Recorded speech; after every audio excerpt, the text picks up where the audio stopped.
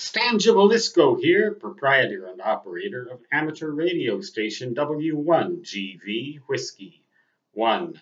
Good vibrations. It is 27 September 2018, here in the black holes of Dakota Territory, United States of amateur radio.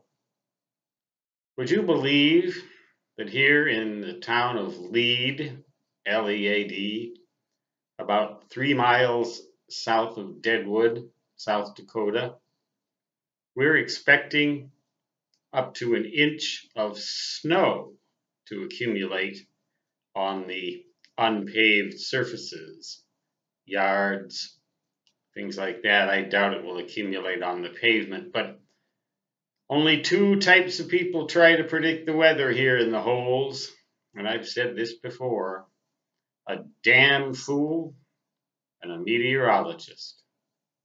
Well, I'm not a meteorologist, and I do try to predict the weather, so you can use deductive logic to determine what that makes me. But that's not the point of this video. So I spend a minute of your time or so not getting to the point. That's just characteristic. Last night, I got an email from a shortwave listener. I'm not sure if he's a radio ham or not, but he has a conundrum, and it's an increasingly common conundrum, and that is noise on the HF shortwave radio bands at certain times of day. And on, I don't know if, I don't believe he specified the frequencies. He specified the kinds of radio he has. He said he has an attic antenna.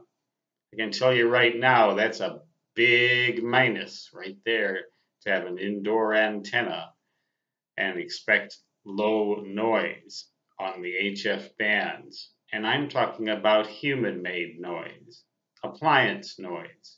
But it could also be noise from a whole range of other things: electrical transformers, street lights, other kinds of lights. The noise seems to occur more frequently and with more severity during the nighttime hours.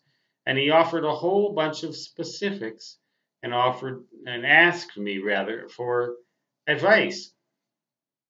Well, without having access to good test equipment and without actually being on site, there's essentially nothing I can do other than to suggest that he contact the local amateur radio club and see if they can help.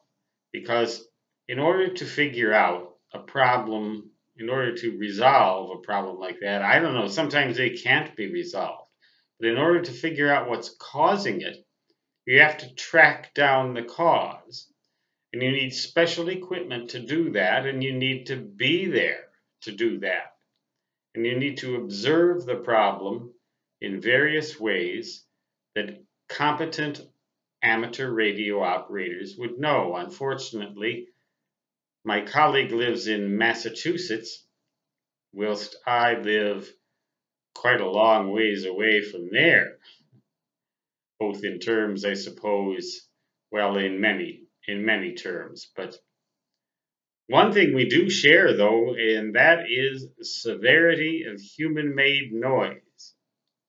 My human-made noise level on my favorite band, 14 megahertz, for which my antenna is designed, is horrendous at all hours of the day or night. And I have some very specific minuses operating against me with my station design, but I just simply do not have the wherewithal and the real estate to do much better than what I'm doing right now, especially when it's about to snow. But my advice to this person and to anyone who's suffering from intermittent noise of a human-made nature but unidentified is to track it down. You have to be physically there on site. You need special equipment to do that, not terribly sophisticated, but something on the order of a small receiver. And you also need to be able to find out whether you can even do anything about it. Sometimes the power company will help you resolve issues involving transformers, street lamps, and other such things. Sometimes they won't. It depends upon where you live. So, but there are other types of appliances that operate only at night. It could be something as innocuous as someone's heating pad for their sore shoulder. It could be an electric blanket. It could be, just a whole range of things. And the problem, unfortunately, I have to say, is only going to get worse with time because human-made noise sources are proliferating. Ham radio operators are a relatively powerless lot, and in recent years, favor has been given to corporations and institutions that have power, influence, and money as opposed to amateur radio operators who supposedly do their good for the public for no profit.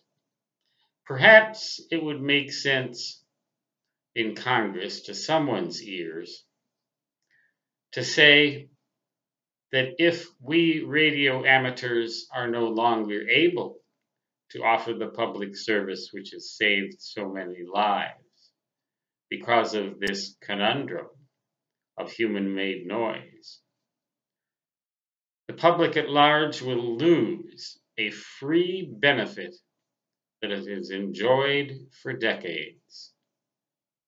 And nobody wins in a situation like that.